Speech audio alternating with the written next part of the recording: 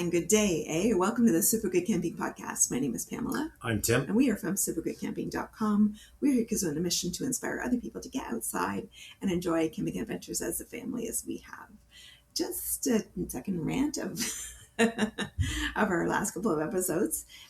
There's some new news out of the government of Ontario allowing people to drink wherever they feel like drinking in Ontario parks. And Tim has some thoughts. I have some thoughts. I'm going to start with the announcement from Todd McCarthy, Minister of the Environment, Conservation and Parks. This is a quote. This is a quote. Just in time for summer, the Ontario government is making it easier for people to enjoy the great outdoors with family and friends by allowing adults to responsibly consume their favorite alcoholic beverages throughout provincial parks. As part of the government's plan to protect Ontario by building a more competitive, resilient, and self-reliant economy, this change means alcohol will no longer be restricted to individual campsites, making it easier for people to relax and spend time with family and friends, while supporting a stronger tourism industry that creates jobs and drives economic growth across the province. So, here are some of my thoughts. I have many thoughts on this. Previously, you were allowed to drink on your own campsite. I can't say that it necessarily stopped people from going over to your friend's campsite and having a beer there. And I'm not sure I think the traveling part is that you're not allowed to, but once you're on their site, it's okay. I'm not positive. Nonetheless, people were... Or sneaking a drink. I'm sure people were sneaking a drink on a hike. Yeah, I'm sure there were, yes, Stanleys full of sippy stuff. But responsibly, like I can't think of a time where I saw somebody staggering on a hike. I mean, hiking's hard to do at the best of times, right? Or stumbling around. There are always people that do things other than how I would do them. I might call them idiots or something like that, where they stay up late playing their guitars and singing or what have you. Not fun, but not the worst thing in the world. Oh, it's so many things. So I have grave concerns. One, to say that this is about making it be more robust or more competitive, like to basically to say that more they can drive more tourism into the parks. Have you tried to get an Ontario Parks reservation? Like seriously, they're sold out all the time, everywhere. 5 months ahead, 7 o'clock in the morning. Click the button fast before somebody else does. And have 4 backups, because when you click that and it goes, nope, you lose. Yeah. Right? It's like winning the lottery. Yeah. Unless you're in the far north or something like that. Like it's not. We don't need to draw more. So I call BS. Yeah. I think this, my understanding is they're if they aren't already, they're going to sell local artisan or craft beers at some of the Ontario parks. I'm all for that. That's great.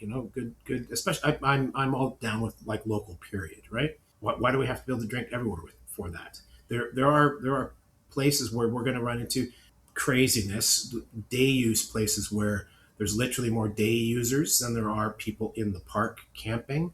So whatever that beach is will be. We're now going to have recycling and collection issues. We're going to have broken glass, because they don't say anything about you can't take glass. There are specific parks that do say you can't have in the backcountry. I don't think they say it about the front country. Again, it could be wrong. You're going to have problems. You're going to have injuries from broken glass. You're going to have injuries from drunk people trying to swim, or try their first time on a stand-up paddleboard or whatever. Or canoeing drunk, or driving drunk, too. Which are all illegal things, and this is going to veer off, and all the so the Ontario Park Rangers have certainly in those instances have the same powers as the Ontario Provincial Police do. That's all fine and dandy. There aren't any more park rangers. They already are strapped for trying to do the job that they do. How are they going to police all of this as well? And it's going to require policing. It's going to happen.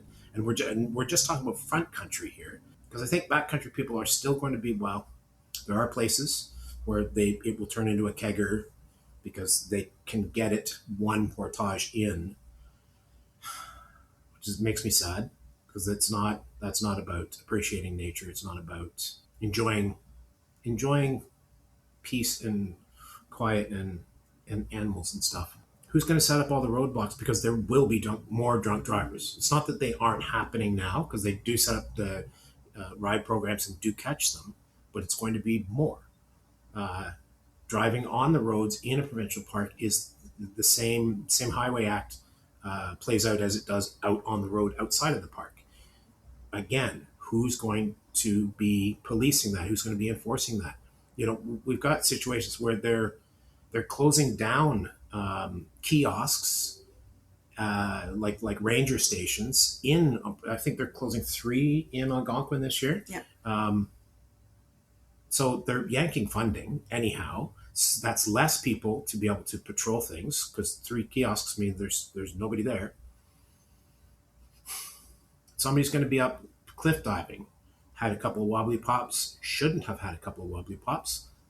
Just the potential, the EMS response is going to be overwhelmed. I swear to God, this is how it's going to play out, man. When hospitals are in those areas are already underfunded or closing. Yeah. It closes at 5 o'clock on a Friday night. Well, that's going to play out well. I'm at such a loss. This is just so terribly irresponsible.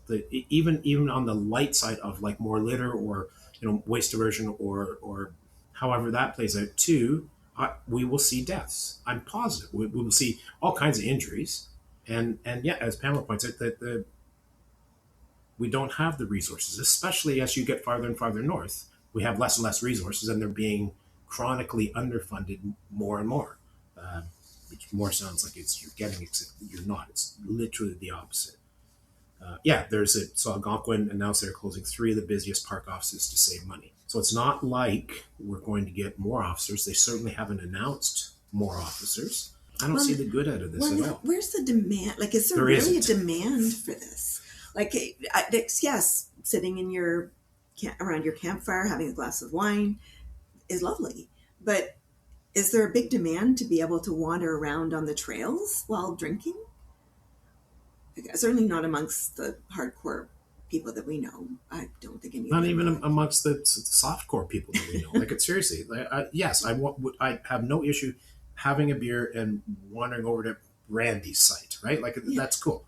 And I might have to, wander along the edge of the road or through a trail to get there. I could see that being a thing. There's